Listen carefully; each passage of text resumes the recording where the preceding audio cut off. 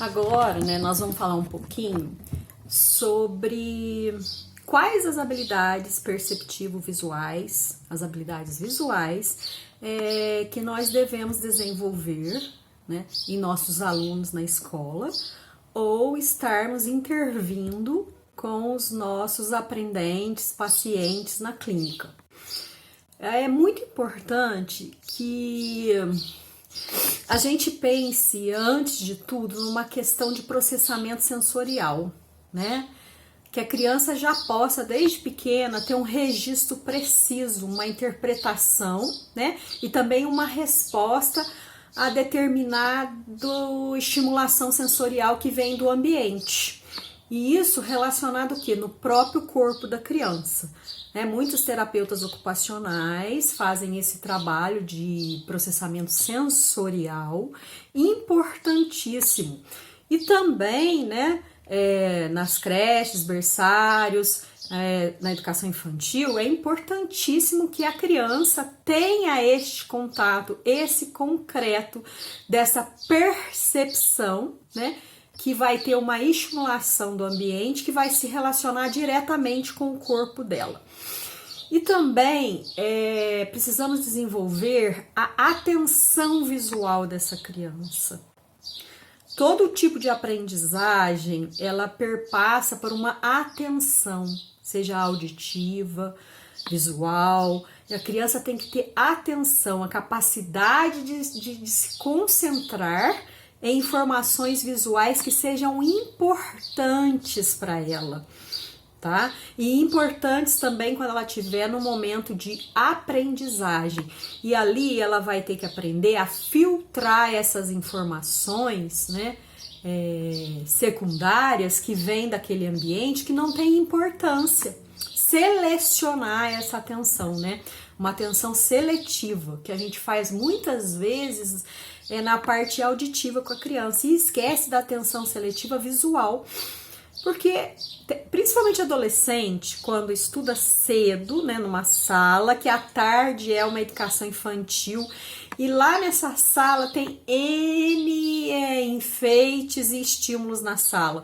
Às vezes o professor tá falando lá na frente algo importante, tendo uma informação visual importante na lousa, no quadro, e ele tá atento, a atenção visual dele tá atenta a esses estímulos secundários, que nada mais são do que cartazes e enfeites da sala de aula da educação infantil.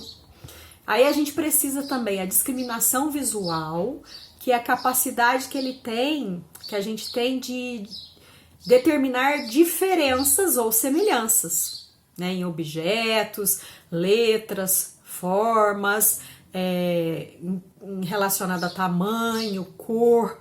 Por isso é muito importante o trabalho com os blocos lógicos na discriminação visual. A memória visual, que está relacionada à capacidade de recordar traços visuais de uma forma ou objeto, e vamos pensar na hora da leitura e da escrita, recordar os traços que tem as letras, as palavras, as relações espaciais visuais, compreender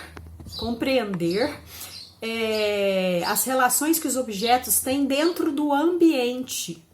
Muitas crianças, elas andam trombando, batendo, relando nos objetos. Elas têm questões de relações espaciais, elas não conseguem perceber, os pequenos fazem isso normalmente, elas não conseguem perceber a distância entre objetos de uma própria sala ou quarto dela.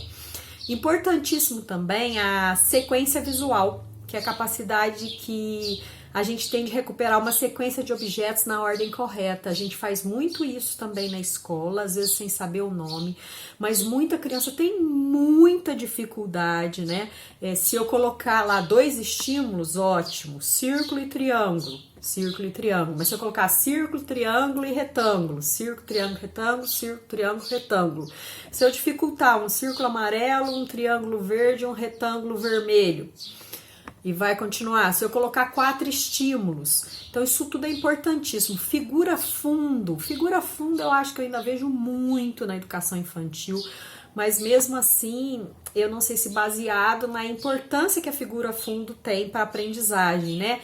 Que é a capacidade que a gente vai ter de localizar algo em um plano de fundo ocupado. Tá lá cheio, né?